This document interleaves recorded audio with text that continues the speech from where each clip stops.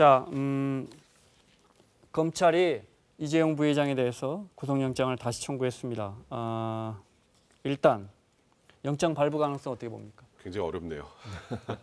일단 2년 4개월 만에 지금 이재용 부회장이 다시 구속이 될 네. 수도 있는 그런 상황이 됐는데 다음 주 월요일 날, 8일 날 이제 영장 실질 심사를 하는데요. 네. 일단 이렇게 말씀드리면 될 것 같습니다. 이 혐의가 영장이 발부될 정도의 입증이 됐다면 네. 정상적이라면 구속이 되는 게 정상입니다. 이게 이 혐의가 일단은 지금 이재용 부회장 측은 부인하고 있는 상황이기 때문에 중하다는 거죠. 네, 그래서 그게 만약에 혐의가 영장 발부할 정도로 입증이 안 됐다라면 기각이 되겠지만 네. 혐의 입증이 됐다고 한다면 영장이 발부될 가능성이 높은데 다만 법원에서 지금 최근 코로나19 사태에 있는 이 경제 위기 상황이나 이런 걸 고려해서 뭐 이례적으로 불구속으로 그러니까 네. 혐의가 인정됨에도 할 수 있겠지만 말씀드렸던 것처럼 혐의 인정 여부가 구속이냐 불구속이냐를 가를 수 있는 가장 중요한 요소인 것 같습니다. 법원이 경제 상황도 봅니까? 보죠. 어느 정도까지는. 네. 그러니까 일단 형 같은 거 선고할 때는 어느 정도 이제 참고를 합니다. 양형 기준으로. 저는 법전만 보는 줄 알았습니다. 보통 사람이 1억 원을 훔쳐요. 네. 구속됩니까 안 됩니까?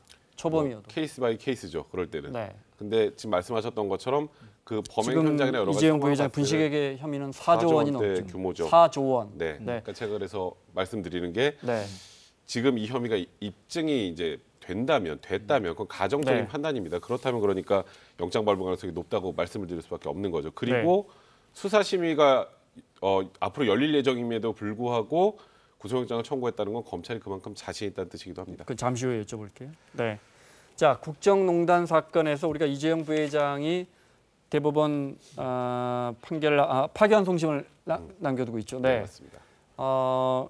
그 사건은 이제 최소원 씨 모녀에게 말 사주고 그것이 해외로 돈을 빼돌린 것이냐, 횡령이냐, 뇌물이냐는 것이고 이거는 전혀 다른 사건이에요. 네, 네. 그렇죠. 특히 삼성 바이오로직스가 포함되어 있는 네, 건데. 그렇습니다. 네. 왜냐하면 이제 승계를 위해서 사실은 네. 본인이 갖고 있는 지분을 늘려야 될 상황이 된 거죠. 두 가지 혐의가 있는데 자본시장법 위반하고 외부감사법 위반 두 가지 혐의가 있습니다.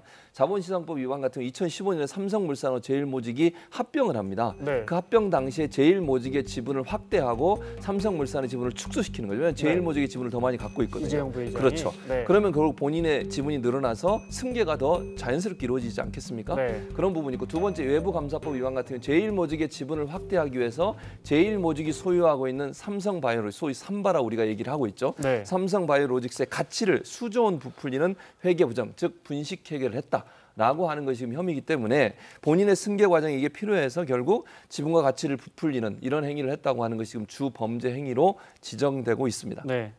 이 부회장의 변호인단 입장을 저희가 정리했는데요. 그래픽이 있습니까? 네. 볼까요? 변호인단 입장은 1년 8개월 수사에 잘 협조했다. 그렇죠. 수사에 잘 협조했고 50여 차례 압수수색도 했고 100여 명에 대한 400여 소환 조사 잘했다. 그리고 유례 없이 강도 높은 수사를 진행했다고 주장을 하고 있는 건데 문제는 저는 이렇게 생각하고 아까 박 변호사도 말씀하셨지만 기본적으로 혐의에 대해서 검찰이 입증이 가능하다고 생각하기 때문에 구속영장을 청구하지 않았겠습니까? 그래서 이거는 저는 얼마나 많이 참여했느냐의 문제가 아니라 정말 범죄 행위가 소명이 되느냐 안 되느냐가 제일 중요하다고 저는 보여지고요. 또 하나 이제 이재용 부회장 측에서는 이거 이제 지난번에 자기들이 수사심의위원회를 이제 개최해달라고 요청을 했잖아요. 그 사이에 검찰이 지금 구속영장을 청구를 했거든요. 이게 이례적이다 이러면서 이제 비판을 하고 있는 건데 검찰은 결국 소명이 가능하다고 보는 것 같아요. 그러다 보니까 강하게 나가도 전혀 밀리지 않을 거라고 판단하에 아마 구속영장이 발부될 가능성에 대해서 아마 점치고서 저런 행동을 하는 게 아닌가 이렇게 보여집니다. 이게 이제 유무죄가 아니고 이 사람을 우리가 붙잡아 놓고 구속시켜서 조사하겠습니다의 결정이란 말이에요. 영장 발부에 대한. 그러면 흔히 말하는 게 이제 죄가 중하냐, 도주 우려가 있냐, 도주 우려는 없고요. 증거인멸. 그런데 제가 전에 기사를 찾아봤더니 이 삼성 바이오로직스의 분식회계 관련돼서 그 지분을 평가하고 회사 가치를 평가하는 데 관련돼 서류 파일 2천여 개를 삭제한 혐의로 삼성전자의 상무가 이미 구속이 됐더라고요. 맞습니다. 이런 걸 따지죠, 법원이. 당연히 따지게 되죠. 일단은 아까 말씀하셨던 것처럼 인멸할 것이냐. 가능성이죠. 가능성만 보는 건데 일단 제일 상위가 사실 혐의의 중대성이에요. 혐의의 중대성이 인정되면 거의 기계적으로 도주의 우려는 있다고 봅니다. 왜냐하면 감옥 갈 상황도 있어요.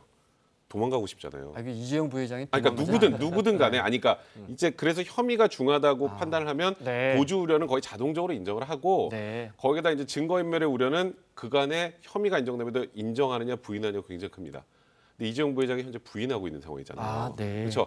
부인을 하면 어떻게 하고 싶을까요? 만약에 진짜 증거가 있다면 없애고 싶겠죠. 보통 사람이라면. 그러니까 그런 그러니까 제가 말씀드린 건 이재용 부회장 얘기가 아니라 그렇기 때문에 부인을 하면 증거인멸의 우려가 또 있다라고 많이 보거든요. 그래서 제가 아까 시작할 때 말씀드렸던 것처럼 혐의가 어느 정도 입증이 됐느냐가 영장 발부의 이제 핵심이 될 수밖에 없는 겁니다. 아주 간단하게 좀 쉽게 설명을 하나씩 좀 들어보겠습니다. 왜 2015년이죠. 제일모직하고 삼성물산을 왜 합병시키려고 한 거예요? 일단 삼성을 전체적으로 지배하려면 삼성전자의 지배력을 확보해야 되죠. 제일 알짜배기. 그건 뭐 당연한 건데요. 뭐 일단은 삼성생명 측이 일단 은사분리 원칙 때문에 삼성생명 측으로는 할 수 없는 거고. 삼성생명이 지금은 삼성전자의 대주주인데 그 고리를 떼내야 한단 말이에요. 그리고 이제 그 다음 단계 생각해 보면 일단 삼성물산에서 삼성 주식을 4.06% 정도 갖고 있어요. 전자 주식을. 네, 그렇죠. 그러면은 삼성물산을 어쨌건 이재용 부회장이 확보를 하기 위해서는 그냥은 못 하잖아요. 그러니까 제일모직기에 23% 이상 몇 조 원의 돈이 들겠죠. 23% 이상 정도가 있으니까 두 개가 합쳐지면 그러면 자동적으로 이 삼성전자에 대한 지분을 확보하는 것과 마찬가지의 효과가 나는데 여기서 큰 문제가 있어요. 그 당시 기준을 보면 제일모직보다 삼성물산이 훨씬 좋은 회사입니다. 큰 회사고요. 그죠? 근데 우리가 봐도 삼성물산은 뭐 레미안 같은 건설 부분도 있고 엄청 큰 회사고.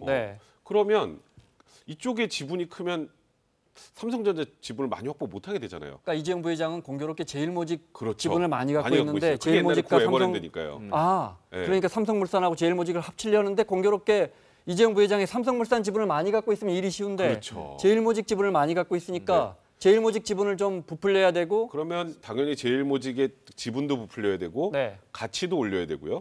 그리고 삼성물산의 가치는 의도적으로 떨어뜨려야 되죠. 그렇죠. 근데 그런 행동들이 있었다고 지금 검찰은 보는 거고요. 그리고 지금 계속 얘기가 나온 우리 삼바, 삼성바이오로직스의 대주주가 제일모직입니다. 그러면 제일모직의 가치를 올리려면 어떻게 하면 되죠? 바이오로직스가 비싼 회사다 이렇게 장부를 조작하면 제일모직의 가치까지 올라간다. 그래서 지금 제일모직의 가치를 올리기 위해서 삼성바이오로직스의 가치를 올리려고 했던 거고 그리고 삼성물산의 가치를 떨어뜨리려고 했던 것이다.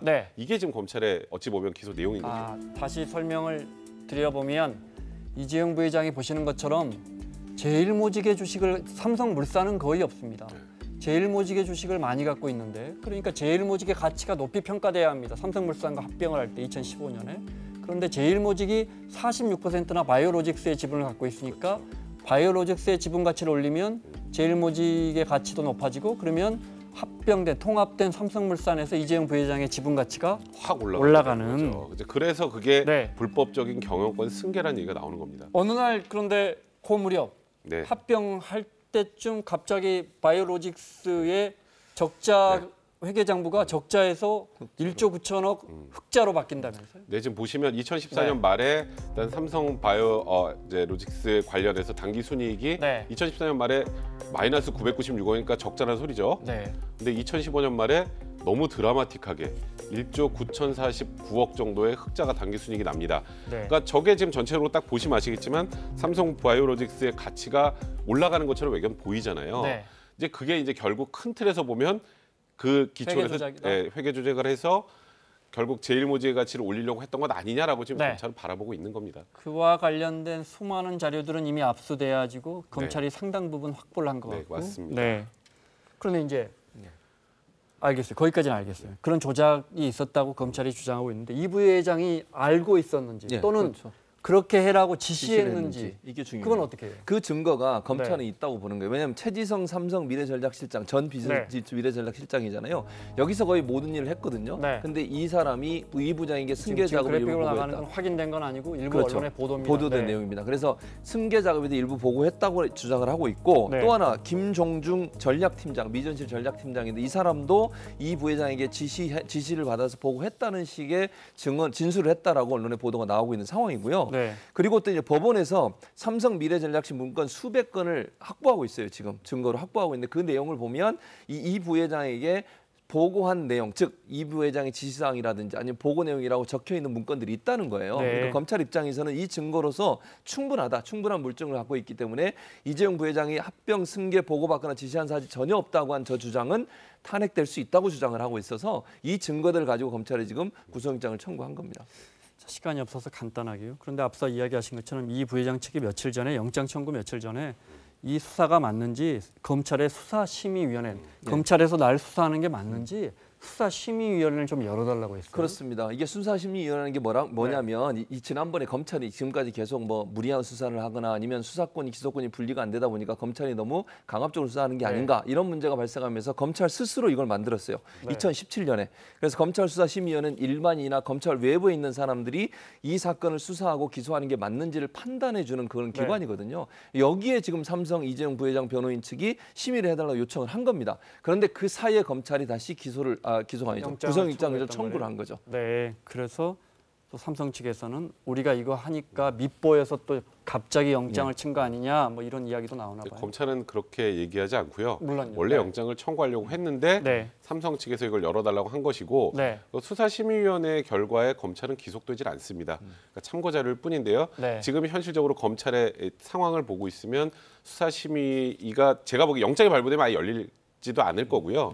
뭐 기소가 확실하니까 만약 불기소 되더라도 일단은 검찰 수사심의위의 결과를 따르지 않겠다는 걸로 일단 보입니다. 어느 언론 보도를 보니까 예를 들어 대우조선 같은 경우 엄청난 분식회계가 있었잖아요. 그때 한 5조 원. 그 고재호 당시 대우조선 회장은 징역 9년이었다. 그런데 이제 이렇게 일률적으로 비교는 안 되지만 4조 원대란 말이에요. 이런 건 어때요? 이게 뭐 혐의가 다 인정된다면 제가 뭐 일단 점장이도 아닌 이상 정확하게 형을 맞추긴 어렵겠습니다만 사실 거기에 근접할 만한 중한형이 선고될 수밖에 없겠죠. 여기까지 듣겠습니다. 자, 마무리하겠습니다. 백성문 변호사, 최진봉 교수 수고하셨고요. 사사건건 다음 주 월요일에 돌아오겠습니다. 고맙습니다.